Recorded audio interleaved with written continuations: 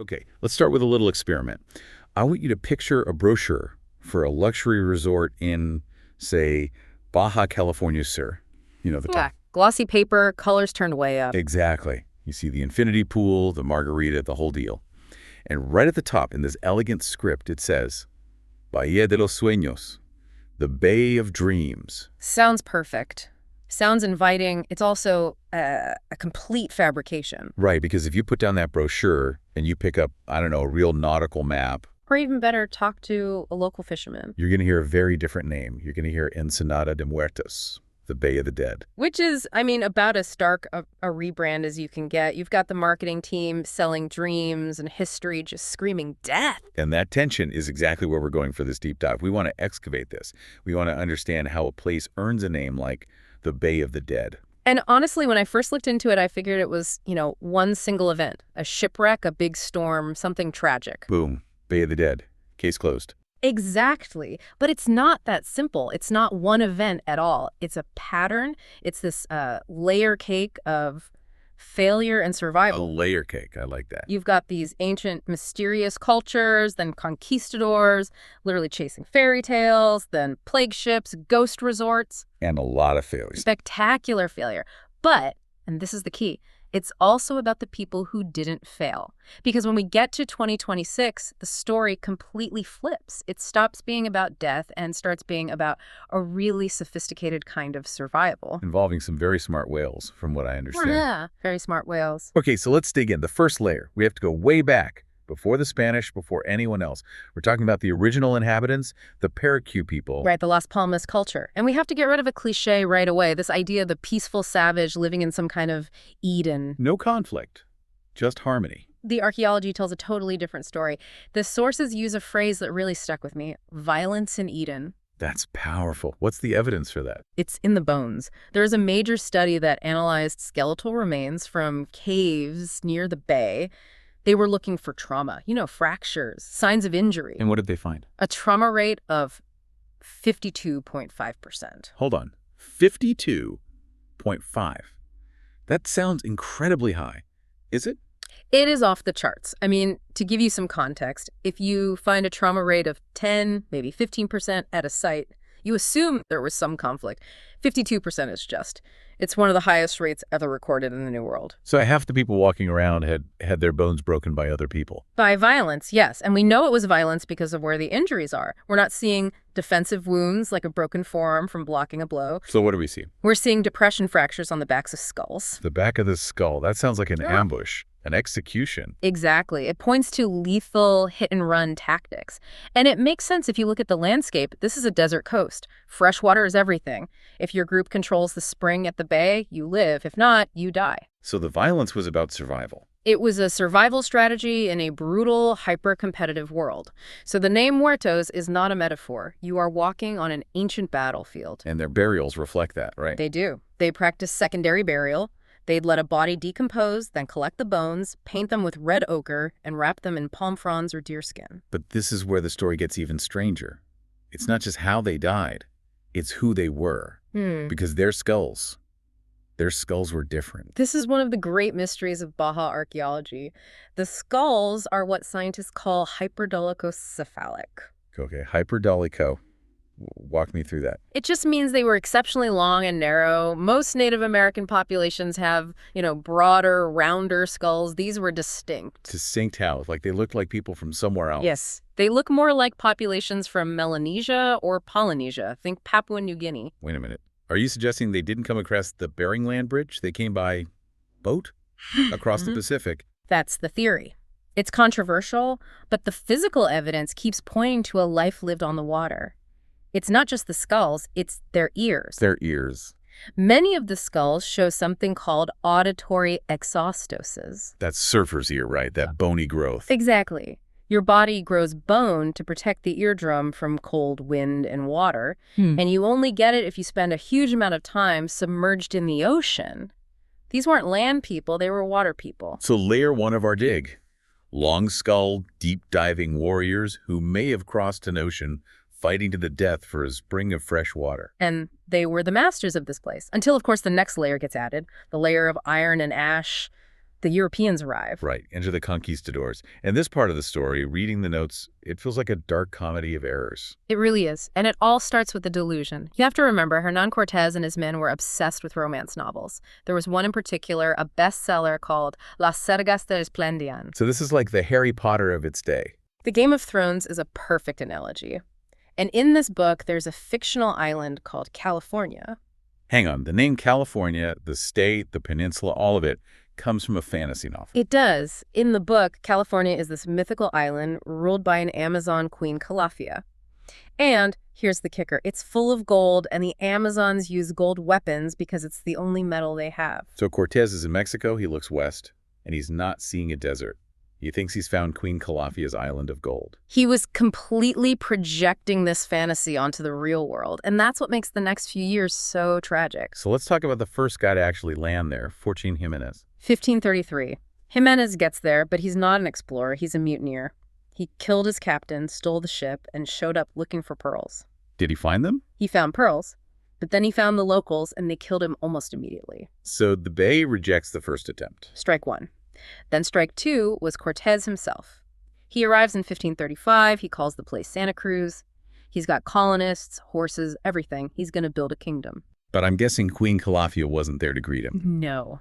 The desert was. And the desert doesn't care about your ambitions. It was a complete disaster. 23 of his colonists starved to death. Starved to death in a place now marketed as a paradise. And it gets worse. When a supply ship finally made it back from the mainland, the starving survivors, they ate too much, too fast, and they died from it. Oh, that's horrific. You die from starvation, and then you die from eating. It broke Cortés. Financially, emotionally. He went home. A few years later, an explorer named Francisco de Ulloa proves Baja is a peninsula, not an island. He names the water the Sea of Cortés. A sea named after the guy who failed to conquer it. The ultimate irony. But Ulloa gave the land itself a different name. He called the freshwater wells he found Agua Amarga, bitter water. Which feels right. The Pearl of the Gulf was actually a trap. Exactly. So the name Muertos wasn't just about the ancient dead anymore. It became about the death of European ambition, too. Okay, let's fast forward. We're jumping to the turn of the 20th century, around 1900. This is where the modern legend really takes hold. Right. If you go into a bar in La Paz today and ask about the name, they probably won't tell you about the Paracu or Cortés. They'll tell you about the plague ship. The story is just chilling. A ship arrives carrying, yellow fever, cholera. The stories vary, but it was a nasty, contagious disease. They tried to dock in La Paz, which was the main port, but the authorities took one look at the sick crew and said, "No way!" They couldn't risk an epidemic. So they ordered the ship to divert to this isolated bay, our bay too, and I'm quoting here, "Wait for a doctor." Wait for a doctor. That sounds like a death sentence. It was. The doctor never came. The ship just sat there, anchored in the bay, while the crew died one by one. Is there physical proof? Or is it just a story? Well, the ship's manifest is conveniently missing, but the physical evidence is pretty compelling. There are unmarked graves in the dunes behind the beach. And underwater, divers found these weird anchors. The train axles? Exactly. They're called dead man anchors. Just heavy, cheap iron, the kind of thing you use to moor a ship that you never expect to leave. So now we have ancient warrior bones, starved colonists, and plague victims. I'm really starting to see why the marketing department wanted to change the name. Come visit the Bay of Agonizing Death. It's a hard sell. Which brings us to the third layer of failure. Yeah. The modern developers. This is the early 2000s, right? Right. The cut-and-run era. Developers saw this pristine bay and thought they could tame it. They launched the Bahía de los Sueños project, a mega resort. Golf courses, airstrip, the works. But they made the same mistake as Cortés. They tried to force a water-guzzling luxury model onto a desert. They ignored local land rights. They ignored the lack of infrastructure. And they ran out of money. And now it's just a ghost resort. The notes mentioned a model train-themed restaurant. Los Trenes. It's bizarre. You've got this abandoned restaurant, a concrete shell of a hotel called Cueva de León. It's a monument to failure. So we have a clear pattern. The ancients fought the land and died. Cortés fought the land and failed. The developers fought the land and went bankrupt. But, and this is the whole point of the story, not everyone failed. Right, because while that resort was crumbling just down the beach, there was a community that was thriving. This is where we talk about the survivors, the local families, The Luceros, the Geraldos, the Greens. Green doesn't sound very Mexican. It points to the history. You had English and American sailors, whalers, who washed up here in the 1800s, married into local families and stayed. So you get this incredible blend of indigenous desert knowledge and European seafaring skill. And they had this very specific way of fishing, the hand line. Pesca a mano. It's amazing this isn't a rod and reel. They hold the fishing line directly in their fingers. Why? What's the advantage? Tactile sensitivity. A master pescador can feel a fish just sample the bait, a tiny vibration. They know the species before they even set the hook. That's an incredible skill. It's a lifetime of learning. But it means they could be selective. Commercial nets kill everything. Turtles, dolphins. The Luceros only took what they needed. They preserved the reef because they were part of it. They weren't fighting the bay. They were listening to it. Exactly. And that ability to adapt set them up for the biggest change of all. This brings us to 2026, the Renaissance. And this story really centers on a father and daughter, Juan Luis and Mary Lucero. Juan Luis was a shark fisherman for years, but he was smart. He did the math. A dead shark is a one-time paycheck. A live whale, though, that's an income stream for decades. So they switched the pangas from harpoons to cameras. But his daughter, Myra, took it a step further. She did something pretty radical. She professionalized the whole operation. And in 2026, she pushed for strict regulations. She capped the number of boats allowed in the bay at 16. 16. In a tourist town, saying no more boats must have sounded like saying no more money.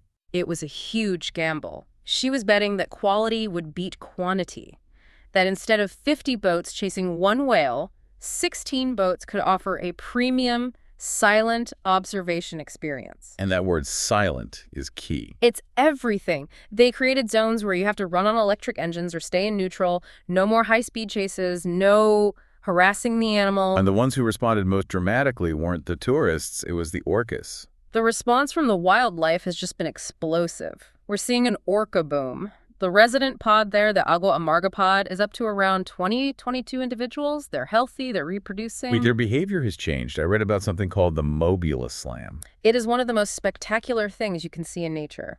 Thousands of mobula rays gather in the bay. The orcas work together to herd them into the shallows, pinning them against the beach. And then what? Then they slap the water with their tails, a huge, powerful slap. To stun the rays. It creates a shockwave, stuns the rays, and it's an all-you-can-eat buffet. And the tourists are right there, watching respectfully from a distance. But the orcas aren't bothered by the boats. Not at all. And this is the safe harbor effect. Yeah. Because of that neutral engine approach, the whales have learned that the boats are just floating logs. They're part of the landscape. They aren't a threat. The sources said the new calves are basically fearless. It's cultural transmission. The mothers are teaching their babies. That blue panga, that's fine.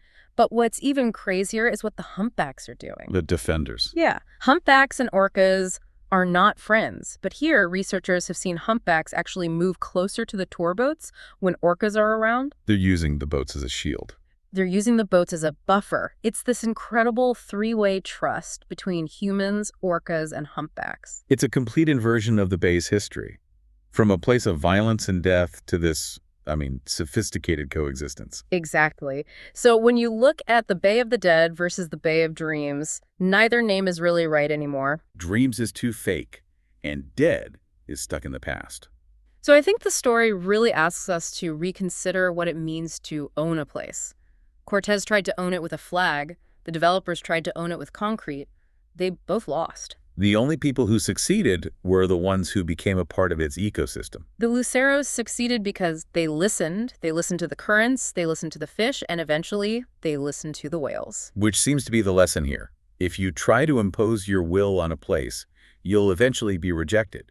But if you adapt to it, you might just survive. And maybe, just maybe, you get to thrive. And maybe see an orca slap a ray. Which is definitely better than a round of golf. That's our deep dive for today. Thanks for joining us. We'll catch you on the next one.